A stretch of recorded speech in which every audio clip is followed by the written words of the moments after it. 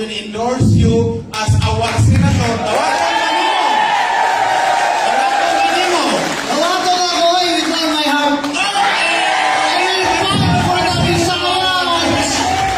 Okay. 15 years now, wala si Juano ang senador. We will reclaim our seat in the Senate. Para sa akong at sa akong pamilya, ini nga adlaw, historically ini sa amon nga politika nga tradisyon.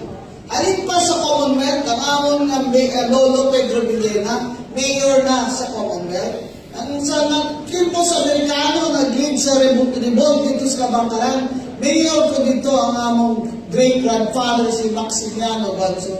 Ang mga Villena Guanzon, dugay na kami sa politika, pero wala kaniya ng awat. Ang kami na mga Villena Guanzon, daghan mo ganing Guanzon diri siguro. Dami na Guanzon diri. Oo, ikaw mo na sila dito, ako mo na mga igagaw. Pero ni kontra ni Marcos.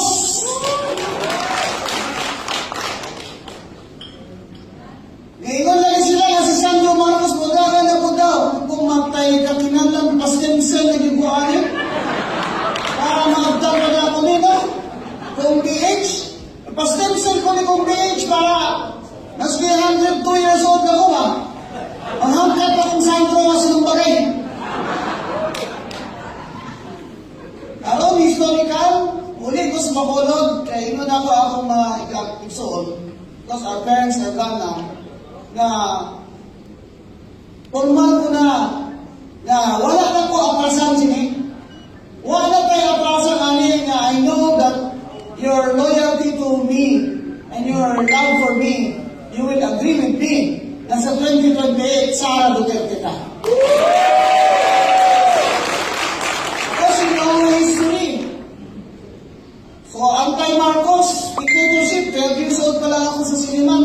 Muna Bisaya ako, si Buana. I speak si Buana very fluently. Hasta nag-UP College of Law. Ako mga isuon, first quarterstone dito sa UP. Martial law was declared 1970. Ako, kuya, atin ako 1970 na sa UP. Kami naka-experience yun na personal ng martial law. One of the first things that Ferdinand Marcos did to make sure that the local elites will be dismantled, he confiscated our electric plants. And then, because he could not confiscate sugar lands, because the only way to control the grievances are to control the hacienderos. What Marcos did was to control the marketing of sugar. That's why he established the National Sugar Trading. Dito na lang kami makabaligya ang amon lolo, ang amon amay. I-control niya ang sugar. That's why ang farmers and sugar farmers gave up farming. Nagkagutom ang mga bata. One stop na eskwela. Nag-famous ang Negros sa worst na malnutrition in the world. O ang Negros Occidental, tanawan ninyo dito sa presentation ni Prof. Malotequia, pero may ginaantay Marcos. Pero, pwede nito si Digong, pero dili kayo dako ang distansya. Sa gagalagan, siyempre, ang kontra niya dito mga taga-Negros, si Marojas. Di ba? Remember, ang mga Ilonggo, maputo, ginaya para sa Ilonggo. Pero ako mata sila ng mga Cebuano ba? Di ba? Ang mas mataas na voter turnout sa Cebu kaysa sa Negros Occidental. Gahatan lang ko sa inyo sa akong background kaya makailan mo ipanganap na ba yung inanin ako?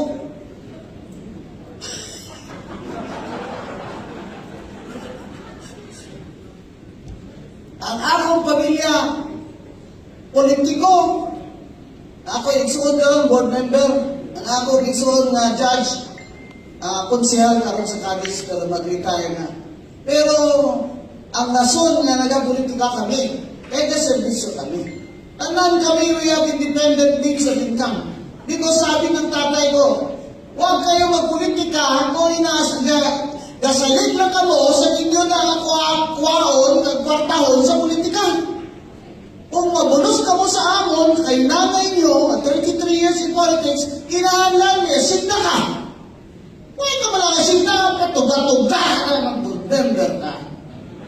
Our father was the first summa cum laude of Siliman. Iba yun dito sa mga Japok. Pag yun napatay. Ikulata, isunod sa karsin. Naka-escape man, he was only 17. So, he went to Siliman, met my mother. He fell in love. My mother binasted siya. Pero sige lang gano'n siya pang ritaw. Until they got married and had 8 children. 8! Na ako, ako'y pinasahigid ko, kaya ako may between 3 boys. Wala ningon akong papa. Nahanap pag-alis ka sa iyo sumpag. Sumpag ka na yun! Nahanap pa lang, sumpag ko na yun. Sumpag ko na yun. Hindi ko sila kabalos kay tatay ko. Ang paha mo na kalapad, no? Bukat pa kayong... Bukat kayong bato ba? Sa una, ang bata, hindi pwede ka spoiled. Pero, spoiled na ako. Kasi, laging labas ang nanay ko, wala pang sa balay. Hindi ko naman alam na kung nanay pala dapat nasa bahay. So, nanay ko, mag-isip ko, wala naman. We were raised by our aunt. Pero we were raised in the tradition of one, excellence. Kung hindi ka number 1 sa klase mo, hindi ka niya kausapin. Kasi tatay ito, sabi ko. I-access if you're not there.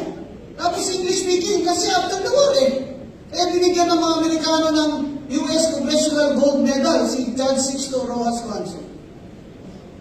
Muna yun silang ilang mga medalya ni Marcos, kapit. Excellence! Tapos, honor. Excellence. Integrity.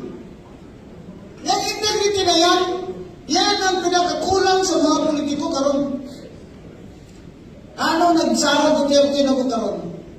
First time niya, na nag-iwan si Rowena Gonzales na Sara Duterte ako sa 2025.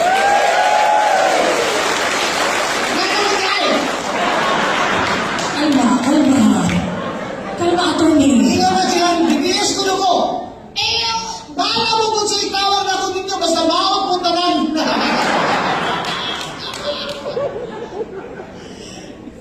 Tatlo appointments ko sa gobyerno. Puro sa Aquino. OIC Mayor, kami ni Digo. Last week ko si Digo. Last week ko si Pete Barsaga. 1988. Tommy Osmeña will live forever. Saka yung sa taal na mayor na uncle ng best friend ko. Si Tito Cabrera. Yan. Yan na lang naiwan sa amin. Ahora veremos de 19. The reason why I'm still active is because I was 27 and Cory Aquino Ano appointed. kay Justin? But I did not belong to any political party. Because my family fought for her in Northern Negros to campaign for Cory Aquino against the warlord Armando Bustillo.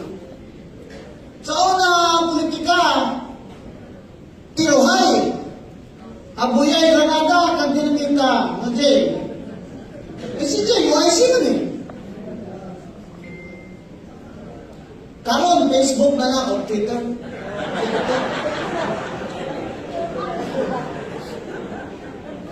Sa una, diskurso sa plaza. Karon, online na. Nanong nasara Duterte ko?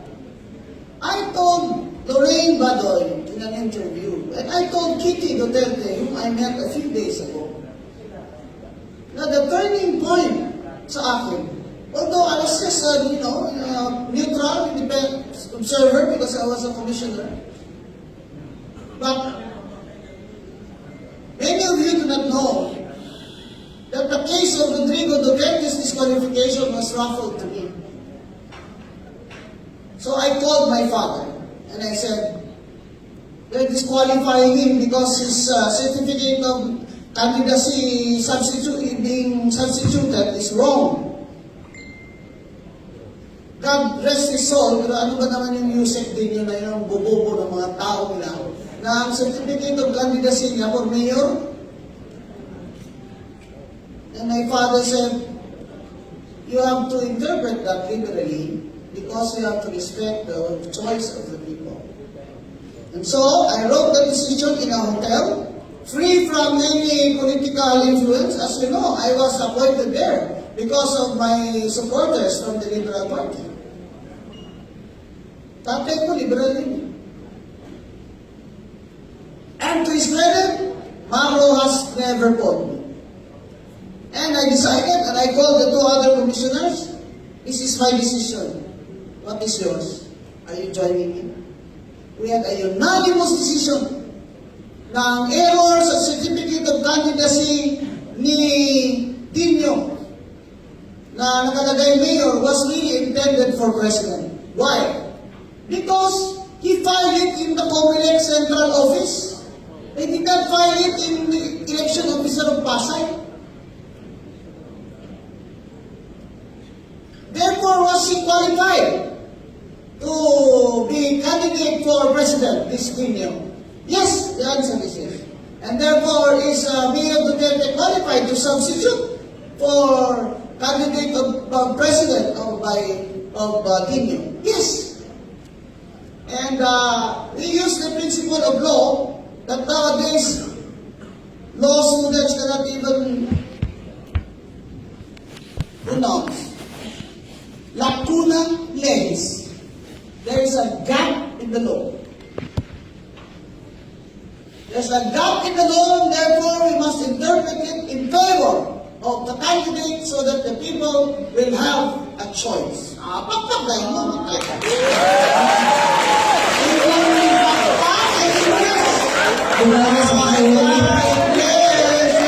Koski ang pakpak para madunggan.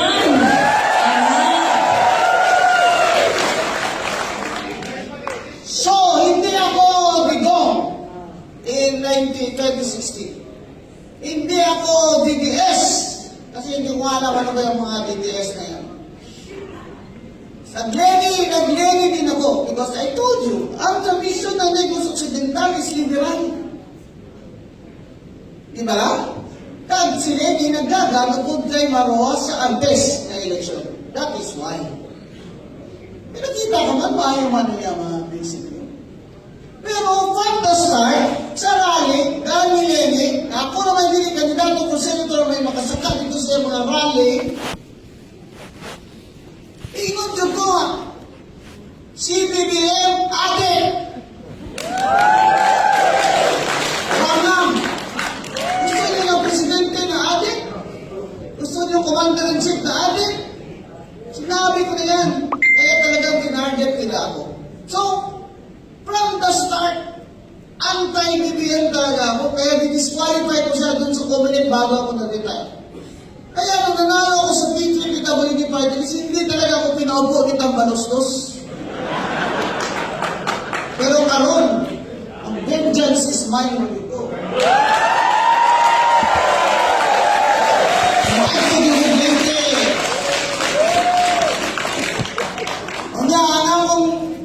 Campaign speech alay kay inani o, hindi ako tabag-tubag ha.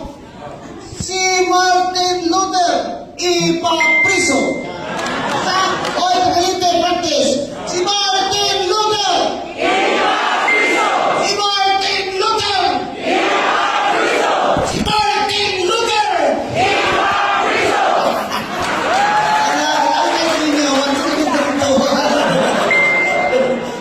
That's why nagsara ako. Ay nakita ko, abogada, Eloy, ubig, energetic ang karakter. Strong ang karakter. Hindi ang karakter. Ito ba? Kapanumbaman! Ako yung istoryala na yung kapaniro ko sa mga pero wala akong sila witness. Kahit sa mayor ko, posible. Hasta karon. Target Magulang naman ko. Pero, ang importante sa tanan, nga ang oposisyon karon, ang oposisyon leader karon si Sara Duterte. Dili lang kanang mga kanang-pretendya kasi lang may oposisyon na gradala silang Santo Niño de Cebu, sayo-sayo. Hoy, ngayon ay hilas. Basta lang hilasan. Daho! At saka kung ilang Santo Niño, ilang damay ito, gihulaman ba? Daho! Hindi paliw na ako mga Santo Niño, kanang mga salunununununa, pag ito mga Santo Niño. Kung na ipatulong ni mo simbahan. Kung na ginagigil ni mo kanang iyang fiesta. Diba? At kung kayo matay ka, Daho! sweet man yun. Ang kandidato ni Lamas.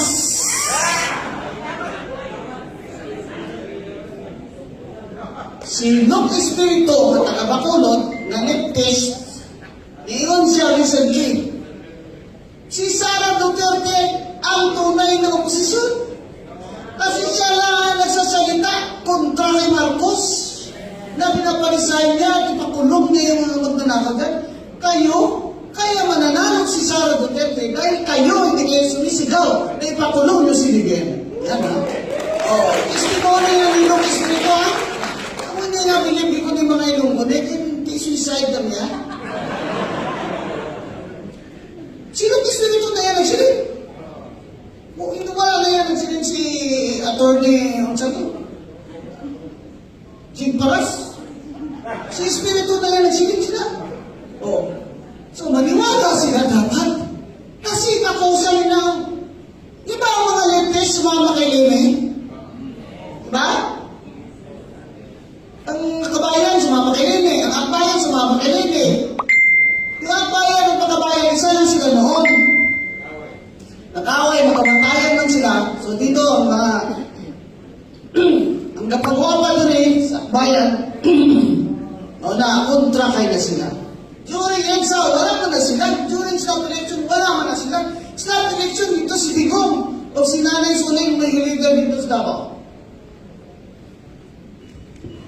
Sila wala man na sila. Because the left wanted a revolution. They did not want an election. Anong Sara Duterte ko? Kay sama ko na kung si Sara Duterte mo daw, mapreso mo din siya.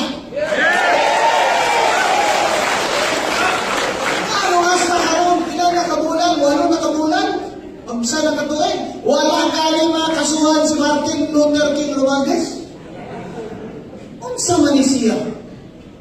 Ano ni kabertod kung sa mga taga-Ilonggo, mga gulang pa? Ano nga bertod? Bertod? Ano nga magic? Ano nga power ni?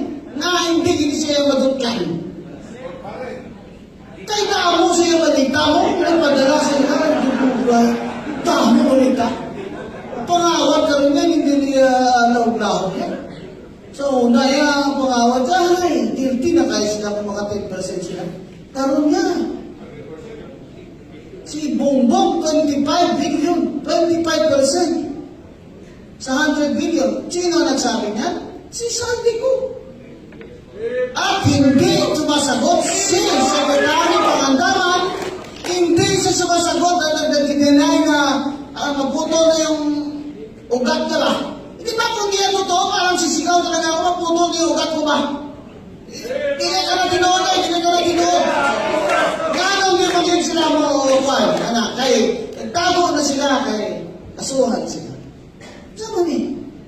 Kung sama ni kasing administration, binangag ba ni? Economy is down. Foreign direct investments, down, crash na. Illiteracy is up.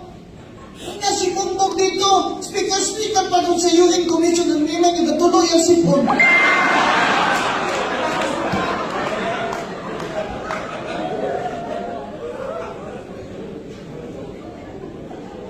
Kung sa maniklaseng presidente, kung tatay ko, makita niya mo ng presidente nga adyo, kagamo yung tabosong sa Pilipinas, maambagin sa, yun di puta!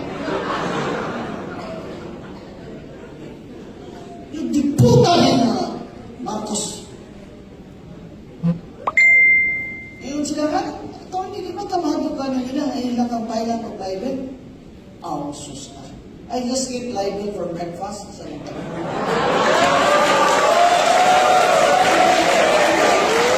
Ginasnak ni Waterway. Ang ila gid ginahadlukan. Nakita nga por Sara Duterte na magtalaw kita. Alam niyo yung talaw? Na maduduwag kayo.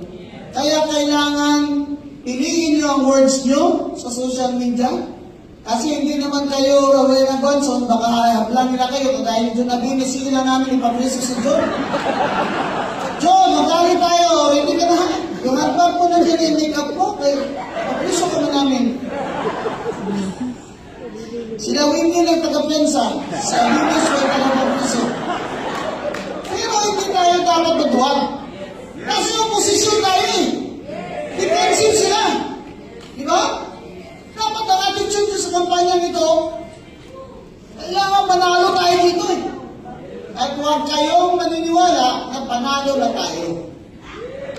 Kung sino hindi ka naniniwala na panalo ka na, hindi ka nag-iisip, dapat tinignan mo kayo yung lecture ni Prof. Panotikiya. Hindi pa tayo panalo. And the only way manalo tayo is kailangan kugihan kita. Doon. Kugihan kita. Kaya remember, na young people, 60% of the vote. No? Winnie Jr. Kung ayaw nyo kalipag, kapag you do community work, do not forget the sectors. At mga bayot. Ay kalimtin ng mga bayot, ang mga teachers, at mga tomboy, at mga trans, at mga